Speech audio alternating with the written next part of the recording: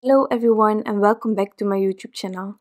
Today I'm sharing this adorable thank you card using some newly released products by Karin Joan for her MISSEES collection together with Studio Light. Now for this card I'm using this adorable stamp set filled with critters. I adore this stamp set so much, and then together with this adorable thank you I am going to combine it. Now this final one is from the last release actually, and you can mix and match as many products as you want with this newly released products as well from the old one. I just adore it. So I am first going to start onto my banners. I have cut out this smaller one from the die set, and now I'm going to take a spectacular pattern paper. This is from Honeybee Stamps, and I'm going to partially die cut this banner. Now why? Because I actually at this point I didn't have a clue yet how far I wanted my banner to go onto my card. So if you partially die cut it, you give yourself more space to be wiggling with this banner, and that's what I'm doing. So I'm going to put it in between my plates and make sure that the end of the banner isn't covered by my second plate. This way it's only going to be partially die cut, and then I can take my trimmer and go around the edges and cut it off completely, and this way I will have my longer banner. So as you can see here, I'm pushing with my fingers that banner against the edge of my trimmer, and then I'm trimming it off when I think that it is right on the edge. And that is my longer banner. So now I just have room. I am not going to use it completely in the end, but I will use most of it. So that's handy. As you can see here, you can just decide. Next up, I am going to color this adorable dog. This is going to be a thank you card, and I don't know why, but something about coffee, something about tea, it helps with a thank you card. I don't know why, but it's also a relaxing drink, especially the tea. So I just think it's fabulous to use on a thank you card. So I'm using my Copic markers to color everything in, and I'm sort of trying to have a light source on the upper right corner. It's only a guideline. It's not like I need to be really specific about this. This dog is cute, and as long as it stays cute, I think we succeeded in the goal of coloring this dog. So the body is going to be quite dark because, well, you have the shadow already on the left, and then the cup is also covering part of the body, so there is also a shadow that is formed. And now onto the face, that is a place where you have more wiggle room.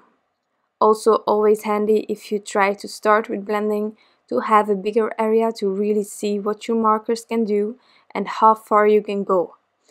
I also use my first layer to try things out, and then with my second layer I can see how far I can extend the shadow, and then I usually go a bit broader with the shadows as well. Here you can see me, I normally already was on the E53 for this part, but currently I'm only covering the small area, and that works just fine. You do what is comfortable for you and what you enjoy, of course. I can only say what I know so far, and I'm still learning every day. So I'm hoping that this can help you, but don't feel obligated to do anything that I'm specifically doing. If you prefer coloring from lightest and then towards darkest colors, then you do that. For me, it works better when I'm going from darkest to lightest.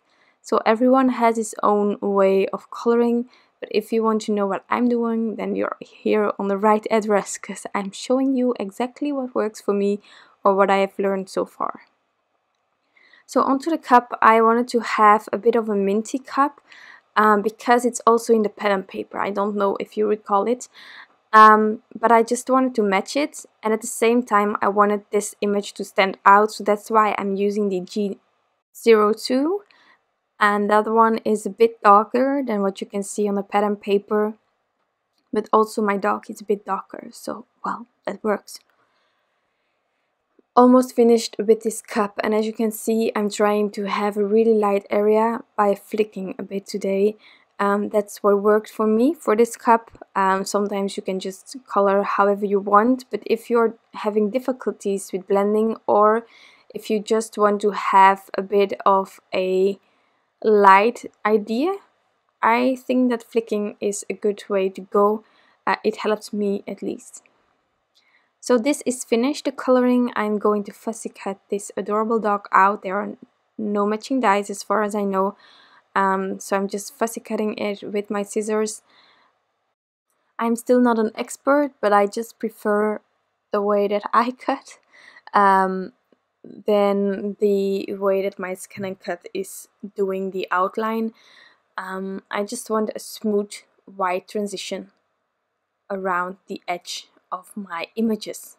And so far my Scan and Cut apparently is a bit with corners and stuff, and I don't like it. So doing it myself. Before I can stamp the sentiments, I have to figure out placement. So I'm just trying everything out, and then I know where I can stamp out the thank you and the other one. So here I have die cut this heart. I'm sorry that I didn't show it completely, but this was a set where you have the new possibilities for your MISSEES to assemble all together. There are some different hairstyles and really cute ones. There is also a basic. Again, in the first basic set you have the option to have the ears or not. In this one the ears are attached, so if you want to have ears onto your MISSEES, then you can use this one. If you don't want it because the hair is overlapping or anything, then you can use the other one. Whatever feels comfortable for you, but I think it's a great addition. So I'm stamping out everything. I just want to remind you all about the fact that this was a sample while I was making this card for you. The mistakes that we still found in the samples, we gave it to the manufacturer and they fixed it. So don't you worry about it if anything looks a bit weird. I'm covering it up, but it will not be the case for your amazing set that you will get. So I have trimmed off the excess from this banner, and as you can see it's way longer than originally, but I just wanted that other smaller sentiment to be across the banner above it, and therefore I needed more space. Scattering these hearts, I adore these hearts. They are almost the same as on the teacup, so that's why I used them. And now I'm going to add everything. So this banner is going to be lifted, as well as my little dog.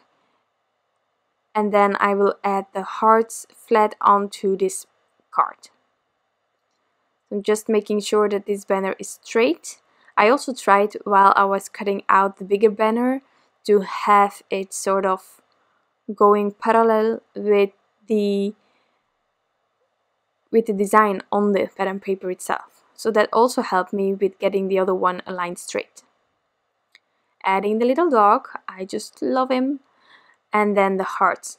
Now I sort of decided to go with a more muted color scheme, also with the browns. Maybe that's a bit of a coffee, although it's tea. But I just think that this card is really relaxing. So after cutting off the excess and such, I just decided to leave it like this. I'm not going to add any glossy accents, but if it was less muted, I think definitely the hearts would have gotten some glossy accents, definitely. But in this case, not. But I really like it. I actually think this is one of my favorite cards so far. I just love the color scheme that this pattern paper actually inspired me to. So this was my card for today. I hope that you enjoyed this video and that of course you love the products as much as I do. If you have any questions, you can always leave them down below. I will get back to you as soon as possible. I hope that you all have an amazing day. Thank you so much, and I will be back soon with some new crafty inspiration. Bye!